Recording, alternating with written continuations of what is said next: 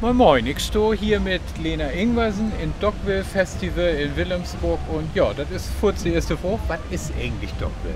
Ja, der Dockville, wo wir jetzt hier uns gerade befinden, und ist ein Festival für Kunst und Musik, was seit 5 Jahren hier auf der Elbinsel Wilhelmsburg stattfindet. Wir befinden uns jetzt gerade auch auf das Kunstcamp, was im Vorfeld von Festival stattfindet. Da sind allerhand Installationen von verschiedenen Künstlern aus der ganzen Welt und auch aus Deutschland, die hier zusammenkommen und wie so eine Art kleiner Prozess, was sie am Wochenende zusammen arbeiten und dann sich zusammen innerholen und die Installation hier abholen. Und dann von der 12. bis 14. August wird dann das Musikfestival stattfinden.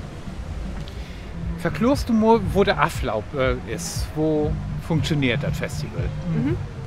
Also, wir befinden uns jetzt hier auf das Kunstcamp, was sieht der 21. Juli hier als öffentliche Kunstausstellung stattfindet. Und das lebt jetzt noch bis Anfang August. Hier sind 50 internationale und nationale Künstler, die hier ihre Installation ausstellen. Und dann geht das wieder noch mit unserer Kinderferienfreizeit Lüttwil. Der tut dann eine Woche lang und da kommen 130 Kinder aus Wilhelmsburg, die hier sich gut probieren können in verschiedene Workshops von Malen, Basteln, Tanzen und Singen. Und das alles zusammen mündet dann in das Dockville Festival von der 12. bis 14. August. Und da kommt dann alles nochmal zusammen, plus 130 Bands in Deutschland und der ganzen Welt. Ja, und die treten dann hier zusammen ab und mocken dann das ganze MS Dockville Festival ut. Was ist Pflaum und was ist Botterland? Das sind wirklich 2 verschiedene Begriffe. Da hört sich alles ein bisschen lustig an. Pflaum ist das Jahr das Motto von das Kunstcamp, wo wir jetzt uns auch hier gerade befinden. Pflaum, ein Festivalraum, ein Festivalruhm ist das Motto dieses Jahr.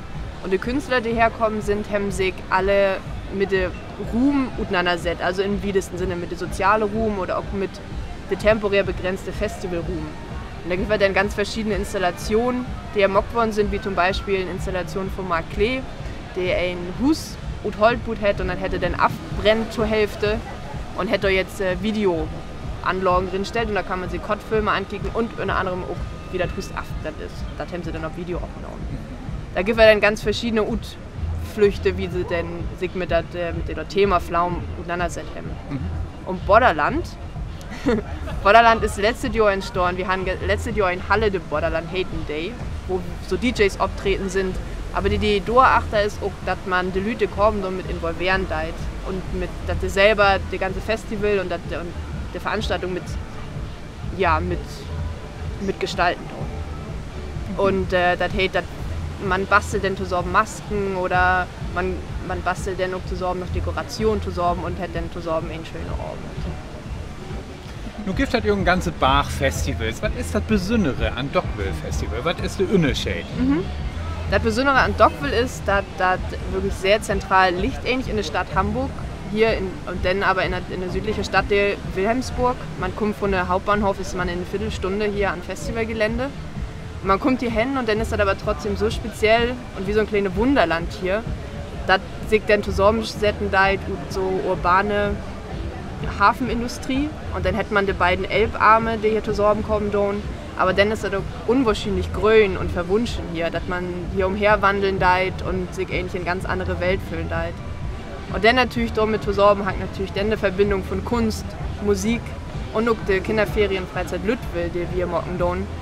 Da das eigentlich eine ganz spezielle Mischung ist, die ich so auch auf andere Festivals noch nie so in der Form sehen habe.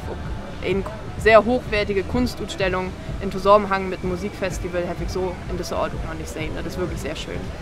Nur ist Wilhelmsburg nicht eben bekannt dafür, dass hier viele Festivals stattfinden. Wo ist das Totokom? Wo hat sich das ausgedacht, das Dockville Festival?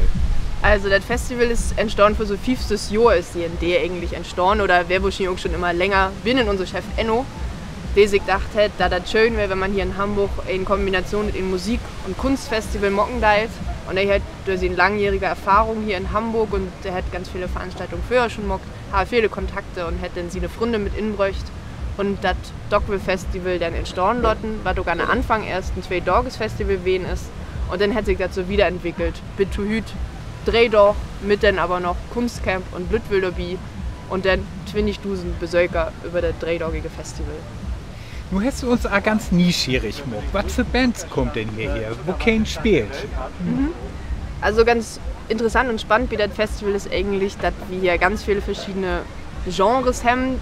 Wir haben doch eigentlich keine Vorgabe für uns, wo wir uns jetzt überlegen und ach, wie wird jetzt nur Indie-Bands haben. Also das ist wirklich ein ganz breit gefächertes Spektrum, was wir hier abbilden lohnen, von Elektro über Hip-Hop, dann haben wir aber auch experimentelle Socken und halt auch wirklich Bands, die halt noch nicht so wirklich bekannt sind.